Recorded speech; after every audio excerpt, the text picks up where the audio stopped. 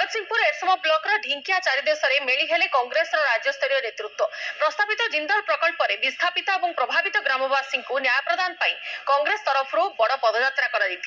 ढिंकिया राजधानी गांधी पथे न्याय यात्रा को शुभारंभ कर पिसी सभापति भक्तचरण दास। एरसमा ब्लॉक ढिंकिया चारिदेश में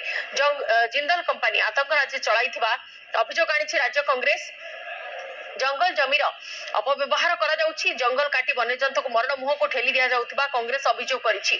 विकास नारे एठी विनाश चलथिबा कहछन्ती कांग्रेस नेता सुर राउतराय। शिल्प नारे लोकों को करा जाउथिबा शोषण को कांग्रेस बर्दाश्त करिबो नाही। आसंता 14 तारिख पर्यंत गांधी पथे न्याय यात्रा ढिंकिया चारिदेशरु आरंभ होछि। समस्त आमे एक ही पदयात्रा जी आरंभ करुचे पवित्र माटी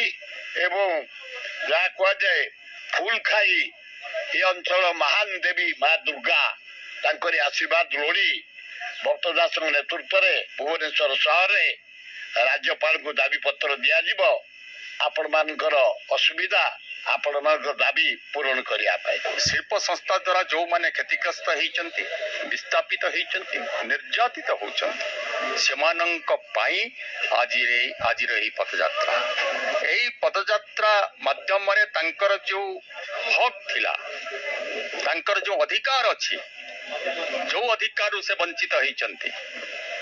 से अधिकार को आज सब्यस्त करने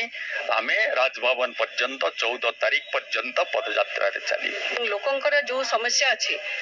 चेष्टा करिवो समाधान करिया पई सरकार कान को नबो एवं जो विस्थापित होइचंदी तांको थैथान करिवे एवं जो पानी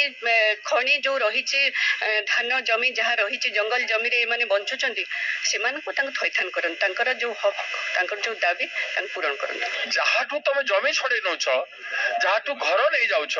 जार सर्वस्व नहीं जाउछ जे जुग जुग धरी से जमी को बंचै से खनि को बंचै से पाखरे तार रहिबार अधिकार अछि ताकू ता घर परिवर्ते घर दियो तार जीविका परिवर्ते जीवा दियो अन्याय करी शिल्प करबाटा को हम विरोध करूछु शिल्प को विरोध करूना।